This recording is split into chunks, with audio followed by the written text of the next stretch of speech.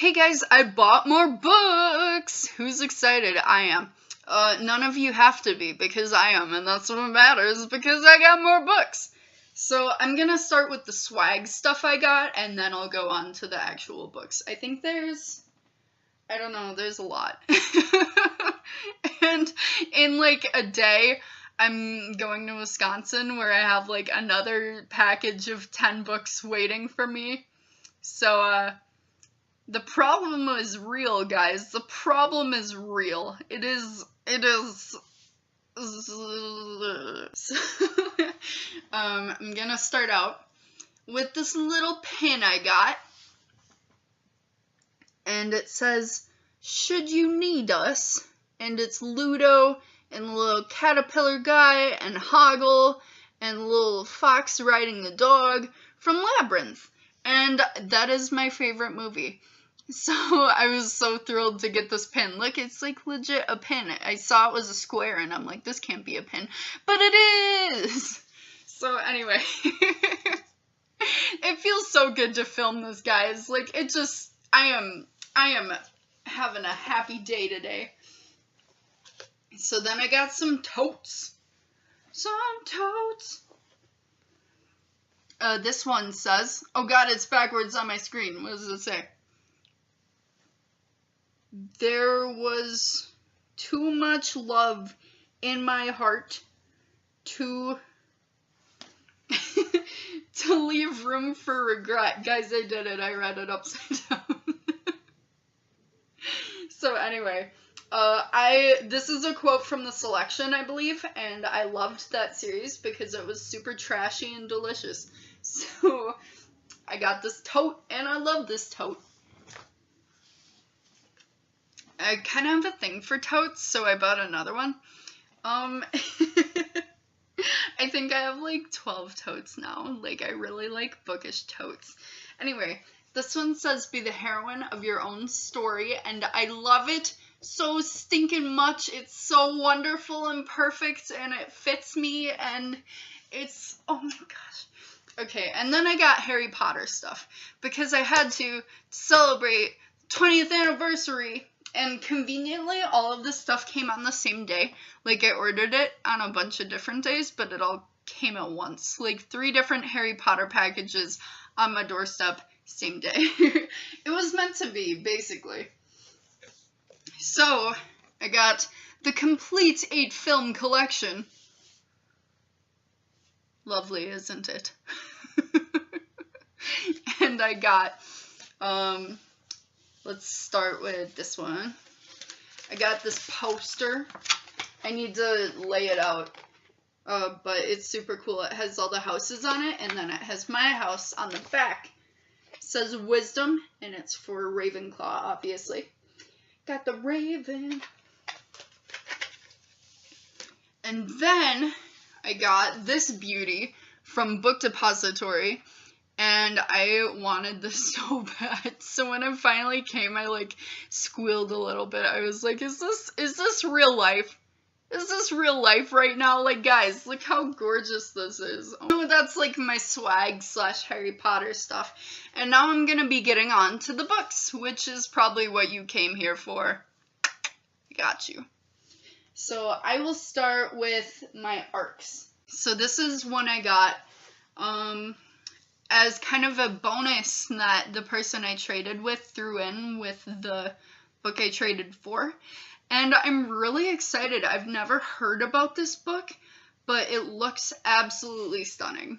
It's called Ink by Amanda Sun, and it's got kind of like the watercolory portrait feel to it, which I adore because I used to do watercolor, and kind of like the Japanese inspiration as well. So it says, the gods of Japanese myth become modern-day legend in a transformative new series from debut author Amanda Sun. So this is one of my favorite books ever, but I only got a digital copy of it, and I didn't have a physical copy, so I traded for one of the original arcs. And it is The 100 Lies of Lizzie Lovett by Chelsea Sidoti. And this book was so good, and I'm so glad I have it because I'm totally going to reread it. It was so good. Like, Hawthorne Creeley is the main character, and she just reminded me so much of myself, and it was just, like, crazy to read about someone who you can relate to so well. Okay, guys, I had to take a break there for a second. My dog was throwing a fit because we got this painting of Elvis, and he thinks it's possessed, so he barks at it a lot. Anyway, Holding Up the Universe by Jennifer Niven. I think that's how you say it. I actually want to read the back of this one because it sounds pretty cool. Everyone thinks they know Libby Strout, the girl once dubbed America's fattest teen, but no one's really taken the time to look past her weight and to get to know who she really is. Since her mom's death, she's been picking up the pieces in the privacy of her home, dealing with her heartbroken father and her own grief. Now Libby's ready for high school, for new friends, for love, and for every possibility life has to offer. I know the part I want to play here at MVP High. I want to be the girl who can do anything. Everyone thinks they know Jack Maslin, too. Yes, he's got swagger, but he's also mastered the art of fitting in. What no one knows is that Jack has a secret. He can't recognize faces. Even his own brothers are strangers to him. He's a guy who can re-engineer and rebuild anything, but he can't understand what's going on with the inner workings of his own brain. So, he tells himself to play cool. Be charming, be hilarious, don't get too close to anyone. Until he meets Libby. When the two get tangled up in a cruel high school game, which lands them in group counseling, Libby and Jack are both angry and then surprised, because the more time they spend together, the less alone they feel. Because sometimes when you meet someone, it changes the world, theirs and yours. So that sounds so lovely, just so lovely, and I'm really excited for it. The next book is... and everyone's talking about this book right now. It is the Owl Crate version of Eliza and Her Monsters. And so what I know about this book is that a girl has a webcomic, I believe, and then the biggest fan and fanfic writer for the webcomic moves into her school. I've heard it's kind of heartbreaking, which I kind of like. I've kind of been wanting a book that makes me cry, so maybe this is the book for me, I don't know, but we shall see.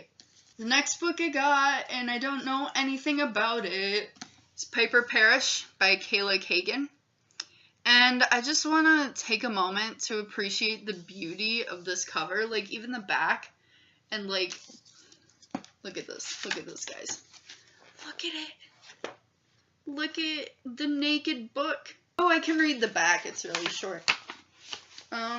If I don't break the book first. I don't know how you'd break a book, but if anyone's gonna figure out how to do that, it would be me. Okay, so it says, a love letter to the artistic life filled with glamour, passion, hunger, and heartbreak. So that sounds pretty cool. I've been wanting this book for a long time. I don't know why I can't remember what it's about, but I don't want to have to read the whole encyclopedia right now. Another Owl Crate book, New World Rising by Jennifer Wilson. I can read the back of this one because it's short.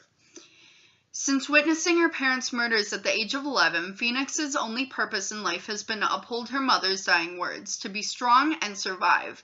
But surviving outside of the walls, outside the sanctuary, is more like a drawn-out death sentence.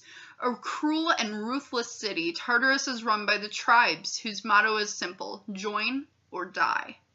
Refusing to join and determined to live, Phoenix fights to survive in this savage world. But who can she trust when no one can be trusted? Not even herself. That sounds friggin' awesome. Next book is Beautiful Disaster by Jamie McGuire. I have read this book. I have loved and cherished and adored this book. And I just wanted a physical copy of it because I got it on my Kindle originally. And I wanted to have a physical copy. Rona Glass, once again, read, loved, adored. and I'm going to be continuing to read the series. So I bought the rest of the books in paperback, so I just wanted the first one to match the rest of the books. I then got The Young Elites by Marie Lu, and I will read the description of this one as well. You're welcome. A decade ago, a deadly blood fever swept through the nation. Most of the infected perished, but some survivors were left with strange markings, rumored to signify powerful gifts for those who possessed them. And though their identities remain secret, this group of survivors has come to be called the Young Elites. The Inquisition Axis seeks to destroy them. The Dagger Society aims to find them before the Inquisition Axis. And Adelina Amateru just wants to be left alone. But two truths will soon surface. Adelina's powers are far from ordinary, and she is not to be crossed. Me and Earl and the Dying Girl by Jesse Andrews. I would assume this book is about a protagonist, a guy named Earl, and a girl who is dying. That's enough for me, right? Like, that's always interesting. The next 10 books I got from Book Outlet for like 5 books or less a piece. And yeah, the next book is First and Then by Emma Mills. And it says, Pride and Prejudice meets Friday Night Lights in this contemporary novel about falling in love. So I feel like that's enough as well. Like, I don't really need much more than that personally. Friday Night Lights and Pride and Prejudice, like, sold. And the cover's so pretty, and I love paperbacks, and it's a fairly short paperback. So I feel like it's gonna be a nice, fun read. Magonia by Maria Devana Headley. And it has, what are they called? Not quotes, but like recommendation quotes. I don't know what they're called. Anyway, from Neil Gaiman and Victoria Aveyard, who I really like both of them. So I feel like that's pretty cool. I'll read the back of this one because it's a really cool description. They're all cool. This video is gonna take friggin' forever. That's fine. I'll just summarize it. So basically, Aza has a mysterious lung disease that makes it really hard for her to do normal things, including just living. So when Aza sees a ship in the sky, her family thinks it's because of her meds, but she doesn't think it's a hallucination. She hears someone on the ship calling her name. And only her best friend Jason is there for her. But then they find out that the ship in the sky is real, and it's called Magonia.